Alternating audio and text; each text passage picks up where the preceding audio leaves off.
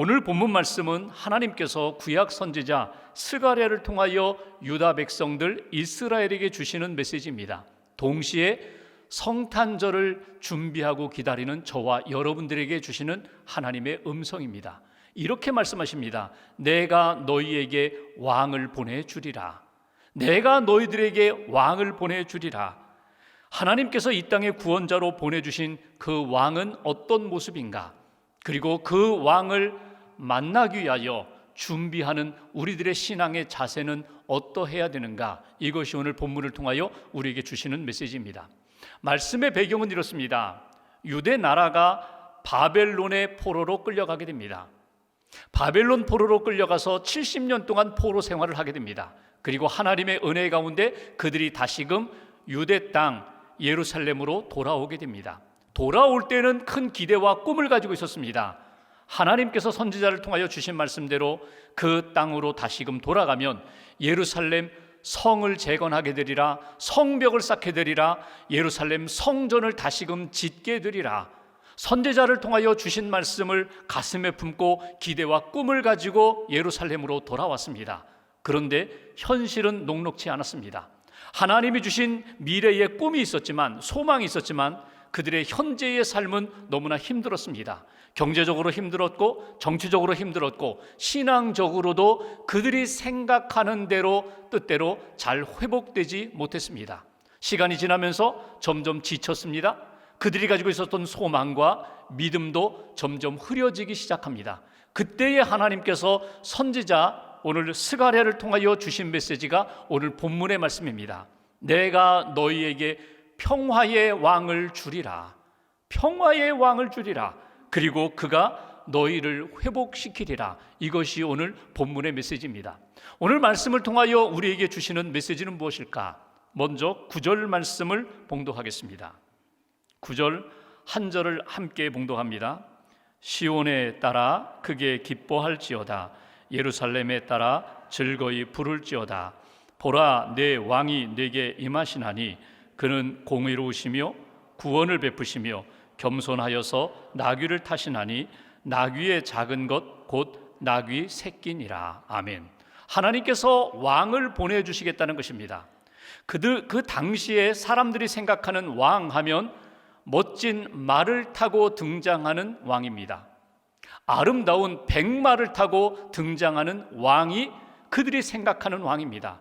근데 하나님께서 보내주시는 그 왕은 오늘 성경 말씀대로 공의로우시며 구원을 베푸시되 겸손하여서 나귀를 타시는 왕이라고, 나귀도 아주 작은 것, 나귀 새끼를 타고 등장하는 왕이라고 우리에게 가르쳐 주십니다. 우리를 구원하기 위하여 평화의 왕으로 이 땅에 오시는 그분은 세상 사람들이 생각하는 그런 멋진 왕이 아니라 지극히 작고 겸손한, 섬기기 위하여 이 땅에 오시는 왕이라고 밝혀주시는 내용입니다. 모든 사람들로부터 존경을 받고 섬김을 받는 왕이 아니라 도리어 섬기기 위하여 낮고 낮은 자리로 찾아오시는 왕이라고 그렇게 하나님은 말씀하십니다. 여기서 우리에게 주시는 첫 번째 메시지가 있습니다. 우리에게 주신 그 왕은 어떤 모습인가? 예수님, 그분은 겸손한 왕으로 오신다는 것입니다. 겸손한 왕으로 오셨다는 것입니다. 그리고 오늘도 우리가 그분을 만나려면 그 겸손히 섬기는 자리로 우리가 내려갈 때 그분을 만날 수 있다고 우리에게 말씀해 주십니다. 예수님이 이 땅에 태어나셨을 때의 상황을 여러분 한번 그려보십시오. 예수님 어디에서 태어나셨습니까? 베들레헴, 지극히 작은 동네 마구간에서 태어나셨습니다. 아기 예수로 이 땅에 태어나셔서 말들이 먹는 구유에 누워 계셨습니다. 우리가 상상하는 왕들의 모습이 아닙니다. 가장 높은 자리에 계신 그 하나님의 아들 예수 그리스도가 가장 낮은 자리로 내려오셨다는 것입니다. 예수님의 공생애를 보십시오. 예수님이 많은 말씀, 설교를 하셨습니다. 제자들을 가르쳤습니다. 그리고 병든 자를 고치셨습니다. 특별히 예수님의 설교 가운데 첫 번째 설교, 물론 광야에서 회개하라 천국이 가까웠다 주님이 회개를 선포하셨지만 회당에서 하신 첫 번째 설교는 누가복음 4장에 나오는 회당 설교입니다. 그 예수님의 설교의 본문은 이사야 61장의 말씀을 가지고 예수님이 내가 이 땅에 왜 왔는지, 이 땅에서 어떤 사역을 할 것인지 본인의 사명 선언처럼 예수님이 설교하신 내용을 누가복음 4장에서 읽을 수 있습니다. 특별히 18절 19절에 보면은 예수님이 이렇게 말씀하십니다. 내가 이 땅에 온 것은 가난한 자에게 복음을 전하기 위하여, 포로된 자에게 자유를, 문먼 자에게 다시 보게 함을 전파하기 위하여, 눌린 자를 자유롭게 하고 모든 사람들에게 은혜의 해, 은혜의 복음을 전파하며 은혜 받게 하기 위하여 내가 이 땅에 왔다고 예수님이 설교하셨습니다. 예수님의 설교대로 예수님은 그렇게 사셨습니다. 소외된 사람들 찾아가셨고, 병든 사람들 찾아가셨고, 하나님의 은혜와 도움이 절대적으로 필요한 그들을 찾아가셔서 말씀을 전하시고 천국 복음을 전하시고 그들을 위로하시며 치유하신 예수님의 사역을 우리는 만날 수가 있습니다. 제자들을 향하여 본인이 오히려 제자들의 발을 씻기시면서 섬기셨던 그 예수님, 여러분, 예수님이 이 땅에 겸손의 왕으로, 겸손한 왕으로 섬기기 위하여 이 땅에 오셨습니다. 우리가 그 예수님을 만나려면 어디로 가야 합니까? 높은 자리가 아닙니다. 영광받는 자리가 아닙니다. 낮은 자리, 겸손한 자리, 섬기는 자리에 가시면 예수님이 여러분을 기다리고 계신 것을 여러분 만나실 수 있을 것입니다. 우리는 시간이 지나면 지날수록 나도 모르게 어깨에 힘이 들어가고 내가 마치 모든 것을 이룬 것처럼 자연스럽게 교만한 자리에 오르는 것이 우리의 성정입니다. 사람이 그렇습니다. 그런데 우리가 성탄절을 맞이하며 다시 한번 점검할 것은 예수님이 이 땅에 겸손한 왕으로 오셨기에 우리가 그분을 영접하려면 우리도 겸손한 자리로 내려가야 한다는 것입니다. 그분이 섬기셨기 때문에 우리도 같은 주님의 마음과 영성으로 섬길 때에 그분과 동행하고 그분의 은혜를 만날 수 있다는 것입니다. 여러분, 우리의 삶을 다시 한번 돌아보십시오. 예수님을 진정한 겸손의 왕으로, 겸손한 왕, 섬기는 왕으로 여러분이 만나기를 원하신다면 여러분이 더 낮아지셔야 합니다. 섬기는 자가 되셔야 합니다. 겸손히 주님 앞에 설 때에, 주님 앞에 엎드릴 때에 주님을 만나는, 은혜를 받는 그런 성탄절이 될 것입니다. 두 번째 10절 말씀을 보십시오. 10절 한 절을 같이 봉독하겠습니다. 내가 에브라임의 병거와 예루살렘의 말을 끊겠고 전쟁하는 활도 끊으리니 그가 이방 사람에게 화평을 전할 것이요 그의 통치는 바다에서 바다까지 이르고 유브라데 강에서 땅끝까지 이르리라. 아멘. 여기 우리를 위하여 이 땅에 보내주신 그 왕, 평화의 왕은 어떤 모습인가? 10절에 이렇게 표현합니다. 병거와 말과 전쟁하는 활을 끊어버리리라. 여러분, 보통 전쟁할 때에 왕이 앞장서죠. 대장이 되죠. 가장 좋은 무기를 손에 듭니다. 좋은 갑옷을 입습니다. 그리고 창과 칼을 들고 활을 들고 나아가 적진에 나아가 싸워서 정복을 합니다. 힘으로 승리를 거두게 됩니다. 그리고 승리한 왕은 그 힘으로 평화를 만들고자 합니다. 평화를 유지하려고 합니다. 그런데 세상의 왕과는 다르게 하나님이 우리에게 보내주신 그 왕은 힘으로 정복하고 힘으로 다스리고 힘으로 유지하는 평화가 아니라 하나님이 맡겨주신 것처럼 본인이 희생하고 본인이 헌신함으로 만드는 평화를 이루겠다는 것입니다. 오늘 성경 말씀 보십시오. 이렇게 표현합니다. 모든 것을 다 끊어버리고 그가 이방 사람에게 화평을 전할 것이요 평화를 만드는 왕이라고, 그분이 바로 우리에게 보내주신 예수 그리스도라고 우리에게 가르쳐 주십니다. 그러니까 힘으로 이루시는 평화가 아니라 오히려 본인이 희생하고 헌신함으로 자기의 몸을 내어줌으로 죽음을 통하여 평화의 역사를 만드는 왕을 내가 너희에게 보내주리라. 여기에서 우리에게 주신 두 번째 메시지가 있습니다. 우리가 성탄절에 기다리고 사모해야 할 그 왕, 두 번째로 예수님, 그분은 평화의 왕으로 오셨고 지금도 오신다고 우리에게 가르쳐 주십니다. 여러분, 우리가 인생을 살아가면서 언제 우리의 삶 가운데 평화가 깨어지나요? 평화를 잃어버리게 되나요? 우리가 하나님 앞에 죄를 짓는 그 순간에 우리의 심령과 삶 가운데 평화가 깨어집니다.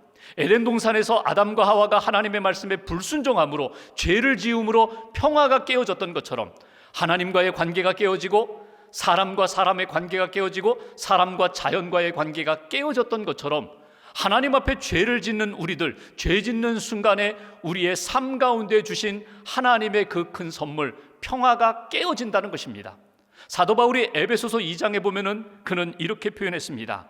우리가 그때에 허물과 죄로 죽었는데 그가 살리셨도다. 우리가 하나님 앞에 죄를 짓고 허물 가운데 있을 때, 허물 가운데 죄 가운데 있을 때 예수 그리스도로 말미암아 우리가 회복됐다는 것입니다. 그러면서 이 장을 읽어가다 보면 13절에 이렇게 말씀합니다. 이제는 전에 멀리 있던 너희가 그리스도 예수 안에서 그리스도의 피로 가까워졌느니라. 예수님의 십자가의 보혈로 하나님과의 관계가 깨어지고 사람들과의 관계가 깨어졌는데 그것이 가까워졌다는 것입니다. 회복되기 시작했다는 것입니다. 14절 말씀 보실까요? 14절 한 절을 우리가 같이 봉독합니다. 그는 우리의 화평이신지라 둘로 하나를 만드사 원수된 것 곧 중간에 막힌 담을 자기의 육체로 허시고. 이 땅에 오신 평화의 왕 예수 그리스도가 화평이시라고, 화평의 주체가 되신다고, 하나님이 주시는 평강의 선물 그 은혜를 받을 수 있고 사람들과의 관계 속에서 깨어졌던 모든 것들 막힌 담을 다 허시고 회복시켜 주셨다고. 누가? 예수 그리스도가 화평의 주인 되시며 왕이 되신 그분이 평화의 왕으로서 우리에게 평강을 선물로 주셨다고 그렇게 사도 바울은 에베소서 2장에서 말씀합니다. 그러니까 이런 거예요. 내가 죄 가운데 있을 때 내 심령 가운데, 내 삶 가운데 평화를 잃어버렸어요. 평안을 잃어버렸어요. 늘 두렵고 불안과 어둠 가운데 살던 우리들, 예수님이 십자가에서 내 모든 죄를 담당하여 십자가에 피 흘려 죽으심으로 말미암아 내 모든 죄가 다 용서함 받았습니다. 이 믿음을 갖는 순간 진짜 평안이, 하나님이 주시는 평안이 내게 임한다는 거예요. 동시에 그분이 나의 개인적인 평안만이 아니라 예수 그리스도께서 화평케 하는 삶을 사셨던 것처럼 하나님과 우리와의 관계, 사람과 사람과의 관계 속에서 막힌 담을 다 허시고 화평으로 회복시켜 주셨던 것처럼 예수 믿고 구원받은 우리들, 평강의 삶을 누리는 우리들은 예수님처럼 화평케 하는 삶을 살아야 된다고, 아니 그렇게 살 수 있다고 우리에게 주신 말씀이 오늘 본문의 말씀입니다. 그러니까 예수님은 이 땅에 화평의 왕, 평화의 왕으로 오셨습니다. 여러분, 구약의 히브리어로 화평, 평화라는 말이 샬롬입니다. 여러분, 샬롬이 어떤 뜻을 가지고 있을까요? 샬롬은 아주 통전적인 의미가 있어요. 그냥 감정의 한 부분이 평안하고 그냥 편안하다, 그 정도가 아닙니다. 이 하나님이 주시는 샬롬의 평안은 영적인 평안이면서 육신적인 평안이면서 관계의 평안을 의미해요. 그러니까 하나님과의 관계나 사람들과의 관계나 이 세상 자연과의 관계나 또는 나 자신의 인격과의 관계 속에서 걸림이 없고 막힘이 없고 하나님이 주시는 은혜와 평안으로 가득 채워진 상태, 그것이 바로 샬롬입니다. 소극적으로 말하면 분쟁이 없습니다, 다툼이 없습니다, 갈등이 없습니다, 싸움이 없습니다. 이게 샬롬이라면, 적극적인 의미로 본다면 하나님이 주신 이 샬롬을 내가 누릴 뿐만 아니라 하나님이 주시는 샬롬의 이 힘으로 디딤돌이 되는 거예요. 걸림돌이 되지 않고 막힌 담이 되지 않고 누구를 만나든지 내가 디딤돌이 되는 거예요. 화해시키고 서로 용서하고 사랑하게 만드는 그런 역사, 예수 그리스도께서 주신 생명과 평강의 역사를 만드는 사람이 된다. 여러분, 이것은 주관적인 판단으로 알 수 없어요. 객관적인 증거가 필요해요. 내가 정말 예수 그리스도께서 주신 평강을 누리고 있는가? 여러분, 한번 손을 가슴에 얹고 생각해 보세요. 내 마음에 진짜 평안이 있는가? 내 마음에 주님이 주시는 샬롬의 평안이 있는가? 만약에 없다면 다시 한번 십자가의 복음으로 여러분 믿음의 고백을 다시 한번 확인하세요. 예수님, 나의 죄를 다 담당하시고 십자가에 돌아가심을 믿습니다. 예수님이 내 마음 가운데, 내 생각과 내 삶 가운데 있는 모든 부정한 것, 허물과 죄를 다 씻어주셨음을 믿습니다. 그러므로 나는 주 안에서 평안합니다. 용서해 주셔서 평안합니다. 이걸 확인하시라는 거예요. 동시에 사람들과의 관계 속에서 여러분 평화의 증거가 나타나야 돼요. 열매가 확인되어야 돼요. 그 열매는 무엇입니까? 여러분들이 사람들 모여있는 곳에 한번 가보세요. 가족들이 있는 모인 곳에 한번 가보세요. 그러면 자녀들이 여러분 반기고 있어요? 배우자가 반기고 있어요. 부모님이 반기고 있어요. 친척들이 반기고 있어요. 어서 오라고 얼마나 기다렸는지 모른다고. 당신이 오니까 갑자기 분위기가 밝아진다고, 환해진다고. 여러분, 평화를 만드는 사람입니다. 어떤 모임에 갔어요. 동창회 모임에 갔어요. 기도 모임에 갔어요. 아니면 이웃과의 만남에 여러분이 들어갔어요. 여러분이 들어가자마자 막 싸우고 있던 사람들이 여러분이 들어감으로 말미암아 화해가 됐어요. 밝아졌어요. 화평의 열매를 여러분 증거로 가지고 있는 분들입니다. 근데 여러분, 이것이 잘 되지 않아요. 내 힘으로 되지 않아요. 내가 말이라도 잘해야지, 내가 가서도 화해시켜야지. 그렇게 들어갔다가도 나도 모르게 불을 지르는 경우가 많아요. 분란을 일으키는 경우가 많아요. 내 힘과 내 생각과 내 감정으로는 한계가 있다는 거예요. 그래서 우리가 무엇을 해야 합니까? 성령님을 의지해야 돼요. 성령의 열매를 사모해야 돼요. 하나님의 은혜를 구해야 돼요. 하나님, 성령님을 통하여 나를 다스려 주세요. 나를 만져 주세요. 내 생각도 다스려 주시고, 감정도 다스려 주시고, 내 입술도, 말도 다스려 주셔서 화평케 하는 하나님의 사람이 되게 해 주세요. 끊임없이 기도하고 성령님을 의지해야 합니다. 예수님의 제자 가운데 요한과 야고보라는 제자가 있어요. 이 형제입니다. 이 두 제자의 별명이 우레의 아들이에요. 번개의 자식들이에요. 예수님과 제자들이 사마리아 땅을 지나가려고 할 때에 사마리아 사람들이 들어오지 못하게 막 반대했거든요. 그러니까 이 요한과 야고보가 예수님 앞에 이런 이야기를 합니다. 누가복음 9장에 보면, 예수님, 하늘에서 불을 가져다가 한번 본보기 좀 보여주시죠. 하늘에서 불을 가져다가 한번 너희들 이렇게 하면 안 된다는 거 한번 좀 그들을 한번 징계해 보시죠. 이게 요한의 마음이었어요. 야고보의 마음이었어요. 그런데 나중에 그들이 성령을 받고 보니까 어떻게 돼요? 성령을 받고 보니까 하나님 앞에서 사랑의 사람이 돼요. 용서의 사람이 돼요. 화평케 하는 사람이 돼요. 여러분, 요한이라는 제자는 가장 오래 살았던, 100세까지 살았던 제자입니다. 초대교회 기록을 보면은 사도 요한이 성도들이 모인 자리에 가서 그냥 이렇게 강단에 서기만 해도 은혜가 되었다고 했어요. 얼굴이 환합니다. 사랑하라, 사랑하라. 용서하라, 용서하라. 화평하라, 화평하라. 그냥 그 삶 자체가, 그의 입에서 나오는 말씀 자체가 하나님의 음성으로 들렸을 정도예요. 여러분, 이것이 요한 스스로 만든 평화와 사랑일까요? 아닙니다. 성령님이 그 안에서 충만하게 역사할 때 만들 수 있는 열매였다는 거예요. 오늘 우리가 기도합니다. 하나님, 우리의 삶 가운데서도 예수님이 주시는 평화를 누리게 하시고 우리도 화평케 하는 사람이 되게 해주세요. 어느 곳에 가든지 평화를 만드는 하나님의 사람, 은혜의 사람이 되게 해주세요. 성탄절을 맞이하면서 다시 한번 우리의 삶의 모습을 점검하고 내가 무엇을 붙잡고 무엇을 의지하면서 살아가는가, 하나님의 마음, 우리에게 보내주신 예수 그리스도의 그 영성, 화평케 하는 뜨거운 사랑의 영성을 우리에게 다시 한번 허락해달라고, 그리고 주님 앞에서 평강을 누리고 화평케 하는 삶을 살아갈 때 평강의 왕으로 이 땅에 오신 예수님을 만나고 예수님의 은혜와 기쁨을 누리는 저와 여러분들의 삶이 될 것입니다. 마지막 한 가지, 10절 하반절을 보실까요? 이렇게 표현합니다. 그가 이방 사람에게 화평을 전할 것이요 그의 통치는 바다에서 바다까지 이르고 유브라데 강에서 땅끝까지 이르리라. 여기 그가 이방 사람에게 화평을 전할 것이다. 유대인들은요, 이 땅에 구원자로 오실 메시아는 이스라엘 자기들만의 왕으로 기대했어요. 우리에게 오셔서 어둠을 깨뜨려 주시고 빛으로, 은혜로, 하나님이 주시는 복으로 채워주세요. 우리를 자유케 하시고 우리에게 온전한 복을 주세요. 우리의 하나님으로만 생각했어요. 우리의 구원자로만 기대했어요. 그런데 오늘 하나님이 보내주실 왕은 아니다. 그 통치는 이방인들에게 화평을 주고 너희들뿐만 아니라 이방인들에게까지도 화평을 준다. 그리고 바다에서 바다까지, 바다끝까지, 땅끝까지, 그러니까 너희들이 가지고 있는 예루살렘과 유대 땅만이 아니라 사마리아 땅도, 그리고 너희들이 가고 싶지 않은 그 땅, 너희들이 만나고 싶지 않은 그 사람들까지도 하나님이 다 품으시고 사랑으로 이 땅에 보내주신 왕이다. 그것을 오늘 말씀해 주십니다. 그래서 오늘 세 번째 주시는 메시지, 우리에게 주신 그 왕은 어떤 분인가? 예수님은 열방의 왕으로 이 땅에 오셨다는 거예요.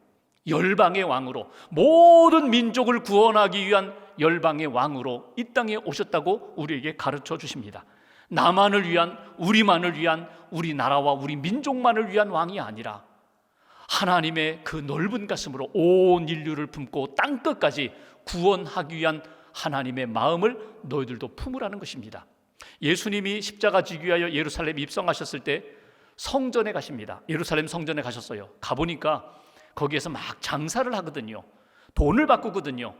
그러니까 예수님이 막 분노하시고 그 장사하는 사람들의 상을 뒤엎으시면서 다 내쫓으십니다.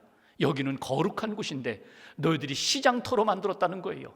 강도의 소굴로 만들었다는 거예요. 근데 예수님이 그렇게 성전을 정화하실 때 우리가 놓치지 말아야 할 하나가 있습니다. 그것은 지금 그들이 돈을 바꾸고 돈을 바꿔주고 또 양을 팔고 비둘기를 팔고 재물을 팔고 장사하던 그 장소는 어딘지 아세요? 성전 바깥들입니다. 그러니까 성전 안에는 제사장들만 들어갑니다. 안뜰에는 유대인들이 하나님 앞에 예배드리는 장소로 정해주셨고, 바깥들은요, 유대인이 아닌 이방인들도 하나님을 믿고 하나님 앞에 예배드리기를 원할 때 그들이 와서 하나님 앞에 제사를 드리고 기도하고 예배하는 장소로 마련해 주신 것이 바깥들입니다. 근데 지금 장사를 어디서 하고 있다고요?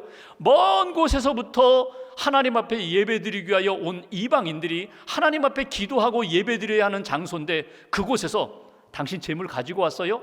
여기 검증받은 재물이 있습니다. 이거 사시면 됩니다. 비둘기를 팔고 양을 팔았어요. 편의를 제공한다는 명분이지만 장사가 이루어진 곳, 당신 성전에다가 바칠 세금, 헌금 세겔 있어요? 세겔로 바쳐야 되는데 아이고 세겔이 없는데 제가 돈 바꿔주겠습니다. 환전하면서 이익 챙겼던 그들, 지금 성전 바깥 뜰에서 그 장터가 이루어졌다는 거예요. 예수님은 이것을 분노하십니다. 너희들 그들을 불러서 하나님 앞에 예배하는 백성으로 끌어들이지는 못할지언정 하나님 앞에 나온 그들이 예배하는 그 장소에서 너희들은 시장터로 만들었다. 너희들은 이익에 눈이 멀어서 예배하는 그 장소를 강도의 소굴로 만들었다고. 그래서 누가복음 11장 17절에 보면은 예수님이 이렇게 선포하십니다. 내 집은 만민이 기도하는 집이다. 내 집은 유대인들만을 위하여 기도하는 집이 아니라 모든 백성, 온 인류가 하나님 앞에 나와 기도하는 집으로 이 성전을 내가 세웠다고 예수님이 말씀하십니다. 하나님의 뜻을 깨닫지 못하고 하나님의 넓은 가슴을 같이 품지 못하고 자기들만을 위하여, 자기들의 이익만을 위하여 매진하는 그들을 책망하시는 예수님의 말씀을 우리가 볼 수 있습니다. 요한복음 3장 16절, 하나님이 세상을 이처럼 사랑하사 독생자를 주셨으니, 여러분 여기 세상은 누구를 가리키는 것일까요? 우리들, 구원받은 우리들, 예수 믿고 하나님의 자녀로 사는 우리들, 우리만일까요? 그렇지 않습니다.